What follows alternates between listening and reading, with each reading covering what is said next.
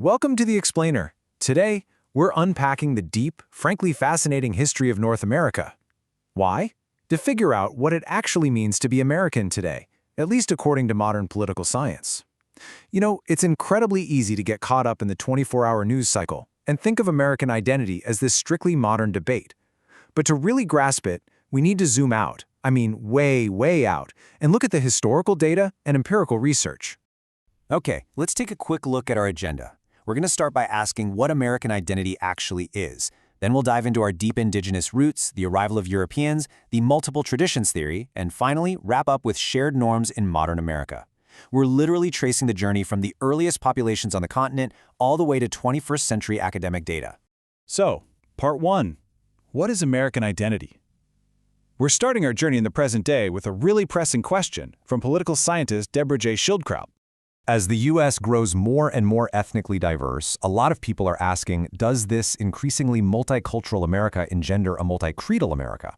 Basically, as the demographics shift, does our core definition of who we are fracture into a bunch of different belief systems, a multi-creedal society, or does it hold together?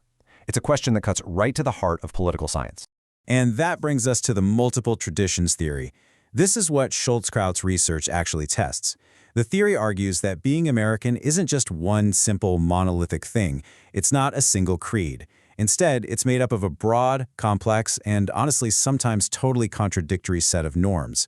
To understand why our modern identity is this giant, layered puzzle, we've got to look at the history of the land itself. Which leads us to Part 2, Deep Roots, Indigenous America. Because to understand this complex modern identity, we really have to look at the vast diversity of who is here first. This timeline perfectly illustrates just how deep this diversity goes. We're talking millennia here. Over 10,000 years ago, Paleo-Indians crossed Beringia hunting massive megafauna. Fast forward a bit to 600 BCE, and you've got the Adena culture building these massive, complex earthwork mounds. Skip ahead again to the 15th century, and the Iroquois are forming a highly sophisticated political confederacy. So this continent, it has literally always been a place of immense cultural complexity. This land was always a rich tapestry of completely distinct cultures. Just look at the contrast here. You've got the Pacific Northwest with affluent, salmon-reliant societies hosting massive potlatch gift-giving feasts. Then look at the central U.S. The Mississippians built Cahokia, acting as prolific mound builders with up to 20,000 people and incredibly complex trade networks. And out in the Southwest, the ancestral Puebloans were literally building stone and adobe apartment-like structures right into cliff faces.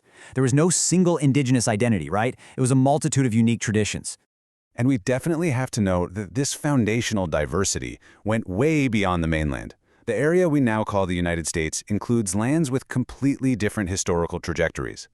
Take Native Hawaiians, who settled their islands between 940 and 1130 CE, developing an entirely unique civilization separated from the rest of the world for 600 years. Puerto Rico, on the other hand, had been settled for over 4,000 years, eventually becoming home to the Taino people, led by cacique chiefs. So this idea of multiple traditions is baked right into the geography. Moving on to Part 3, the arrival of Europeans. Let's see how all this diversity compounded when the colonial era began. It's absolutely crucial to recognize that, just like the indigenous societies, early European colonization was not a monolith. You had Norse explorers reaching Vinland way back around 1075 CE. Later, the Spanish set up early colonies in Florida, New Mexico, and Texas. The Dutch settled New Netherland in the mid-Atlantic, which actually served as a barrier to British expansion for a while, before the French and British widespread colonization led to the 13 colonies. All of this layered new languages, new legal systems, and new religions right over the existing indigenous ones. Now for Part 4, the multiple traditions theory. Coming back to the present, how does this incredibly layered, wildly diverse history impact modern public opinion?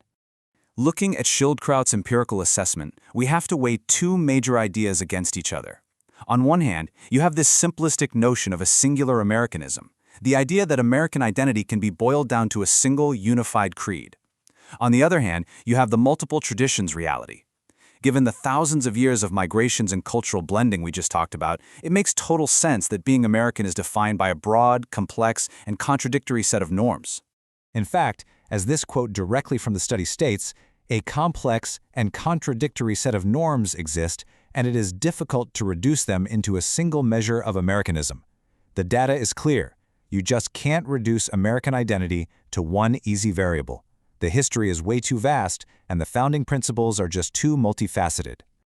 Finally, Part 5. Shared norms in modern America.